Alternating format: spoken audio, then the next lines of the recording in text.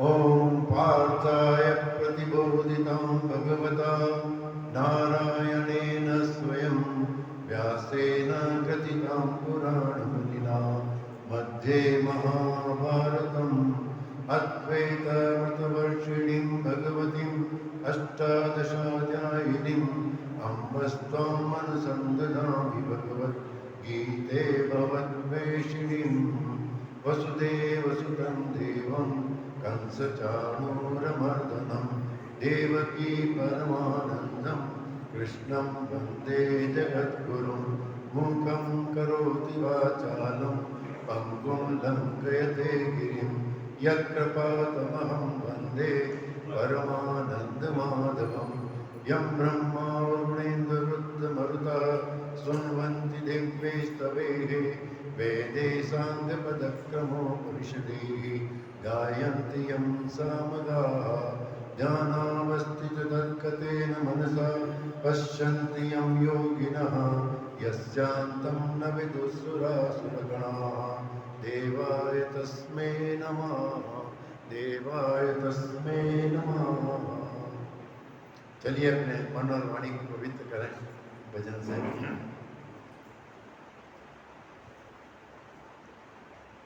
जय राधा माधव जय कुंज बिहारी, जय राधा माधव जय कुंज बिहारी, जय राधा माधव जय कुंज। ठीक है, धीमे में धक्का बता। जय राधा माधव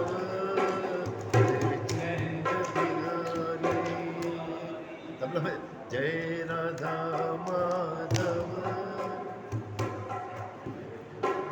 जय कुंज बिहारी, जय गोपी जन वल्लभ, जय गोपी जन वल्लभ, जय गिरवरधारी, जय राधा माधव जय कुंज बिहारी, जय राधा माधव जय कुंज बिहारी।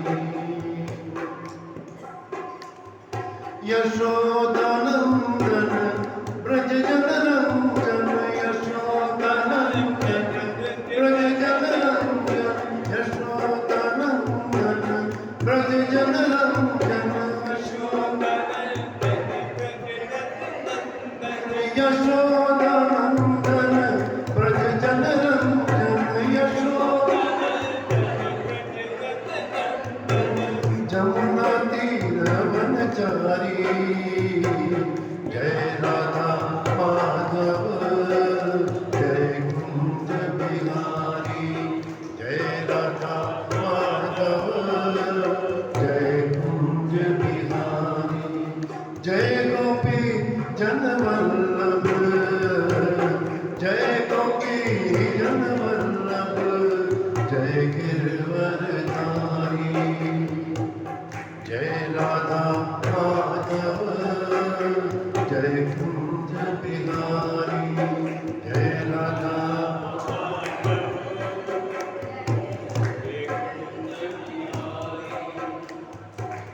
मुरली मनोहर करुणा सागर, मुरली मनोहर करुणा सागर, मुरली मनोहर करुणा सागर, मुरली मनोहर करुणा सागर, मुरली मनोहर करुणा सागर, जय गोवर्धन धारी, जय राधा माधव जय कुंज बिहारी, जय राधा माधव जय कुंज बिहारी, जय गोपी जन वल्लभ, जय गोपी जन वल्लभ, जय गिरवरधारी जय राधा माधव जय कुंज बिहारी जय राधा कुंज बिहारी हरे कृष्णा कृष्ण कृष्ण हरे हरे हरे कृष्णा कृष्ण कृष्ण हरे हरे हरे कृष्णा कृष्ण कृष्ण हरे हरे हरे कृष्णा कृष्ण कृष्ण हरे हरे हरे राम राम राम हरे हरे हरे राम राम राम हरे हरे हरे राम राम हरे हरे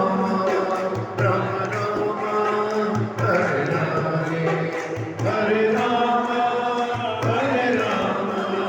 राम हरे हरे हरे कृष्णा कृष्ण कृष्ण हरे हरे हरे राम हरे राम हरे हरे हरे कृष्णा कृष्ण कृष्ण हरे हरे हरे राम हरे कृष्णा कृष्ण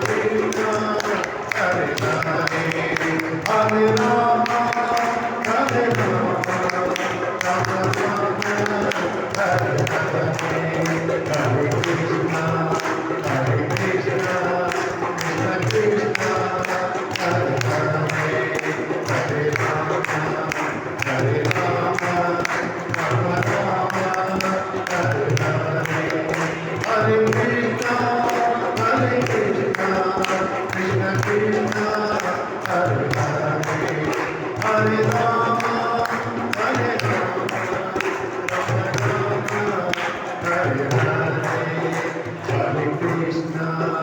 हरे कृष्णा कृष्ण कृष्ण हरे हरे हरे राम राम हरे हरे बोले कृष्ण कन्हैया लाल की। तो हरि के भजन में तो आनंद ही आनंद है।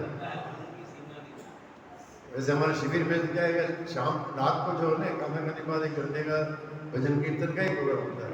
अपना ये फुल डे और रेजिडेंशियल शिविर नहीं है, मतलब ये थोड़ा सेमी रेजिडेंशियल है। तो 2 दिन हमने पहले दिन तो ये चर्चा की थी, what is the ultimate goal of human life, मनुष्य जीवन का परम लक्ष्य क्या है। और कल हमने चर्चा करी कि गीता इन डेली लाइफ, कि भगवत गीता का दैनिक जीवन में क्या उपयोग है। आज हम एसेंस ऑफ भगवत गीता, मतलब भगवत गीता का सार क्या है, क्योंकि भगवत गीता अगर पूरी गीता तो पढ़ नहीं सकते आप लोग और समझ भी नहीं सकते। आप गीता का जो श्लोक अनुवाद पढ़ोगे ना तो आपको कुछ भी समझ में नहीं आएगा, क्योंकि उसमें सिंपल दे रहे हैं। उसकी जो व्याख्या होती है, इस पे गीता के ऊपर 250 टीका लिखी हुई है अलग अलग महापुरुषों ने, और सब ने अपने अपने हिसाब से लिखी हुई है। जैसे इसमें कर्मयोग भी है, भक्ति योग भी है, ज्ञान योग भी है। तो जो कर्मयोगी है उन्होंने अपने कर्म प्रधानता के हिसाब से व्याख्या की है, और जो भक्ति योगी है जैसे ये अपने इस्कॉन वाले हैं वो भक्ति प्रधान है, उनका देखिए इस्कॉन की किताब आती है, वो पूरी भक्ति की प्रधानता के ऊपर उन्होंने गीता की व्याख्या की है। और तीसरा होता है ज्ञान योगी, जो वेदांती है, वो पूरा ज्ञान वेदांत के हिसाब से, ज्ञान के हिसाब से कि मैं करता नहीं हूँ, मैं भुगता नहीं हूँ, इस तरह से। तो वो अलग अलग व्याख्या है। शंकराचार्य जी ने भाष्य लिखा है, रामानुजाचार्य जी ने भाष्य लिखा है, वल्लभाचार्य जी ने, मतलब कई बड़े महासंतों ने इसके ऊपर भाष्य लिखा है। मतलब एक शब्द, भाष्य का मतलब होता है एक शब्द का उन्होंने अनुवाद किया विस्तार से। इस तरह से ये गीता समझना बड़ा कठिन काम है। तो जब ये महापुरुषों से अपन सुनते हैं, तो मैं भी जब ये इतना सुन के इतना अध्ययन किया, मेरे पास कम से कम 15-20 गीता अलग उसके गीता है। तो आपको बेसिक पहले बताएं कि जी भगवत गीता के जो रचयिता है, रत्नाकर है, वो कौन है? वेद व्यास जी। तो वेद व्यास जी ने भगवत गीता अलग से नहीं लिखी। उन्होंने क्या किया था, महाभारत का वो उन्होंने रचना करी थी। महाभारत जो है वो 1,00,000 श्लोक उन्होंने लिखी थी। और महाभारत में ये लिखा कि 1,00,000 श्लोक बोलेंगे तो लिखेगा जब अपने स्टेनो होता है ना, अफसर डिक्टेशन देता है, स्टेनो टाइप करता है, 1,00,000 श्लोक कौन भी बोलेगा? तो गणेश जी को उन्होंने तैयार किया। गणेश जी की शर्त कंडीशन थी कि मैं लिखूंगा, लेकिन अब जहाँ रुक गए मैं लिखना बंद कर दूँ। अब 1,00,000 श्लोक कंटिन्यूस लिखाना है और फिर रुक गए तो उन्होंने वैसे नहीं कहा लिखवा नहीं तो है। तो उन्होंने कहा ठीक है, मेरी आपकी शर्त मंजूर है, लेकिन मेरी भी एक शर्त है। क्या? कि आप श्लोक को मैं जो लिखूँ आप समझ के लिखेंगे, अब ऐसे ही नहीं लिख, समझ के लिखेंगे। तो उनको पकड़ ले लिया। तो जहाँ मैं समझने की कोशिश करते हैं, ये अगला श्लोक विचार कर लिया। तो ये संत महापुरुष की विद्वत्ता है। तो उन्होंने 1,00,000 श्लोक लिख के महाभारत की रचना की। तो महाभारत में 18 पर्व है। जैसे अलग अलग होता है ना, किसी में अध्याय होता है, पुराणों में स्कंद है, अपने रामायण में कांड है, बाल कांड, अयोध्या कांड, इस तरह से, और अपने शिव पुराण में संहिता है। तो इस तरह अलग अलग होता है। तो इनको पर्व के नाम से 18 पर्व है। 18 पर्व में छठा जो पर्व है भीष्म पर्व। तो भीष्म पर्व में जो 25 अध्याय, 25 से 42 अध्याय है, वही गीता है। उसी मतलब गीता जो है एब्स्ट्रैक्ट करके, Gita is a part of Mahabharata. ये मतलब इंडिपेंडेंटली वो उन्होंने लिखी नहीं है। तो महाभारत में ही महाभारत रचना करी, उसी में महाभारत के युद्ध क्षेत्र में ये हुआ था। भगवान ने उसको आदेश उपदेश दिया था अर्जुन को। तो वो संजय ने उसका अपने वो सारा कर दिया। उन्होंने संदेश में तो दूरदर्शन ने किया, आंखें थी, कान भी थे, तो उन्होंने सारा संजय ने सब लिख दिया। तो इस तरह से गीता के इन्होंने गीता की रचना की। तो आपको मतलब मालूम होगा कि जो विष्णु सहस्त्रनाम है ये भी महाभारत का ही पार्ट है। इसमें विष्णुवाच आता है। इसमें आपने विष्णु जी को उसमें देखा होगा, यस्य स्मरण मात्रेण जन्म संतान बंधनात् विमुच्यते नमस्तस्मै विष्णुवाच। विष्णुवाच आता है ना, तो ये इसलिए महाभारत का हिस्सा है विष्णु सहस्त्रनाम में। तो इस तरह से भगवत गीता में मुख्य तो दो ही पात्र आप सब जानते हैं, भगवान श्री कृष्ण और अर्जुन। और दो पात्र हैं वो संजय और धृतराष्ट्र। संजय और धृतराष्ट्र जो है, संजय का तो थोड़ा बीच में वो क्या कहते हैं, संजय तो जिसको कहते हैं अपने जैसे प्रोग्राम ऑर्गेनाइज करते हैं ना, बीच बीच में कमेंट्री कर, तो इस तरह संजय का रोल ये है।